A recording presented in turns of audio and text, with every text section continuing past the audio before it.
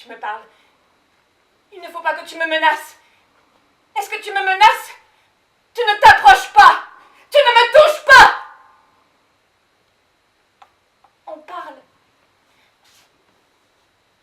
C'est tout. Et moi, ce qui m'intéressait dans le rapport de ces deux personnes, c'est-à-dire le pompier et cette fille, c'est que je n'étais pas obligé de revenir au jugement, donc j'étais pas dans l'obligation de retravailler sur le jugement, mais au contraire d'aller chercher jusqu'au bout de chacun des deux personnages et d'essayer de comprendre les mécanismes qui amènent à vivre ce genre de situations qui sont quand même terribles.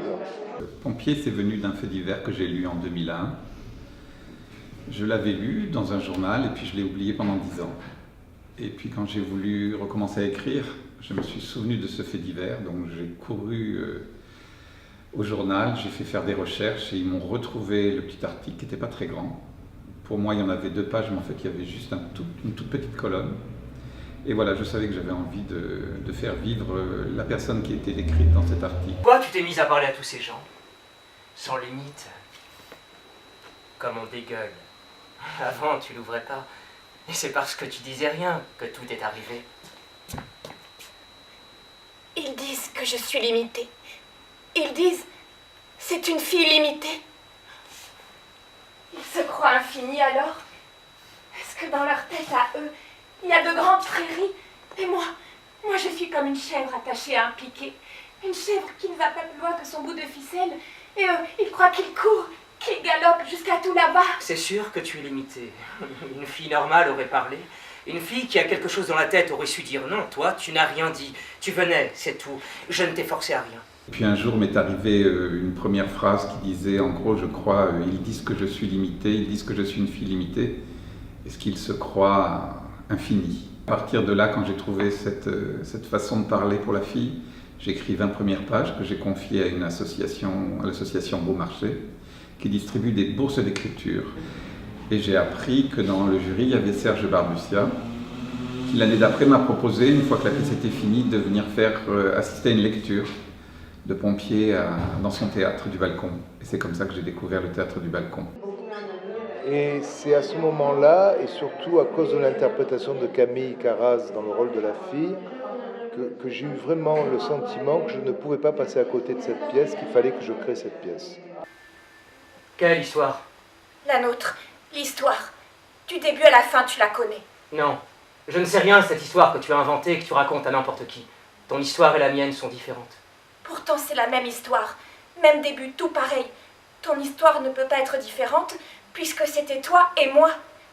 Au début, on se rencontre. Oui, mais ton histoire ne dit pas que c'est toi qui es venu me chercher. J'ai découvert Camille, ça a été un coup de foudre absolu, immédiat, tellement elle était le personnage, tellement elle était rentrée dedans, tellement elle l'a porté. Et franchement, ça a été un choc, un vrai choc.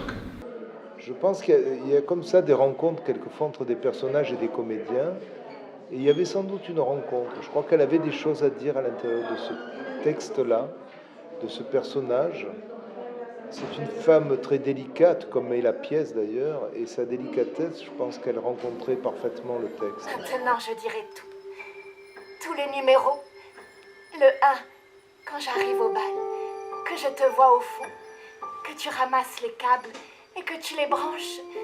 Une grande guirlande, des ampoules de toutes les couleurs. C'est toi qui as allumé. Et l'orchestre a commencé à jouer. J'étais presque la première, j'attendais. J'aime bien le bal, j'aime bien la musique, ça me rentre dedans. Et toi, tu étais au fond. C'est un duo, c'est un duel. C'est le moment où ils sont confrontés, où la jeune fille a porté plainte et où il va tout faire pour se sauver, pour s'en sortir, pour lui faire entendre raison et faire qu'elle n'aille pas plus loin dans la déposition de sa plainte, en tout cas qu'elle renonce à cette plainte. Et en même temps, c'est sans doute une sorte d'histoire d'amour un peu tordue, un peu étrange, un peu trouble, avec des relents de violence, de non-dits, mais aussi quand même une attirance mutuelle entre les deux personnages. Tu vas garder ça pour toi, ce sera notre secret. Et après, quand ce sera fini, je pourrai te dire que je t'aimais. Tu le diras. Tu me le diras pour de vrai. Les yeux dans les yeux. Et un câlin tout contre. Oui, après, si tu t'arrêtes au 5, alors je pourrais te dire des mots d'amour. Dis-en un peu pour voir comment ça fait. Ma belle, ma douce, ma vie. Je veux encore. Tu en auras autant que tu veux si tu t'arrêtes au 5. À Avignon, bien sûr, on a tous été très marqués par ce pompier qui a violé et assassiné cette jeune fille de 16 ans. Donc ça avait été encore autrement plus terrifiant. C'est pas quelque chose de généralisé, mais je veux dire que la fascination de certaines jeunes femmes qui ont une certaine innocence peut être troublée par l'attrait du camion rouge et de l'uniforme.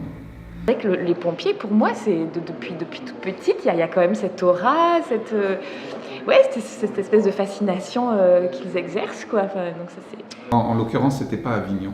Avignon, ça s'est terminé de façon tragique et je voulais pas que la fille ait un destin tragique. Je voulais qu'elle ait une porte de sortie. Un homme avec de belles valeurs et qui commet quand même des actes qui sont pas beaux, qui sont répréhensibles. Un peu comme nous tous, quoi. Évidemment, ma distribution, surtout quand j'ai choisi pour jouer le pompier William Mesguich, j'ai fait déjà un pré-choix qui était d'avoir quelqu'un qui ne correspondait pas forcément à l'idée qu'on se fait d'un pompier, mais quelqu'un de plus, justement, de plus romantique, on va dire. Et c'est donc très surprenant de voir ce personnage romantique dans une situation aussi perverse, on va dire. Et je crois que c'est très intéressant, parce qu'on voit la dualité, ce romantisme finit par apparaître comme une espèce de monstruosité. Mademoiselle est trop généreuse. De toute façon, il suffit de demander, même pas avec des mots. Ouvrir sa braguette suffit. T'adores te mettre à genoux devant un mec en uniforme peut tout te demander. Tu dis amen à tout. Je ne savais pas que je pouvais dire non.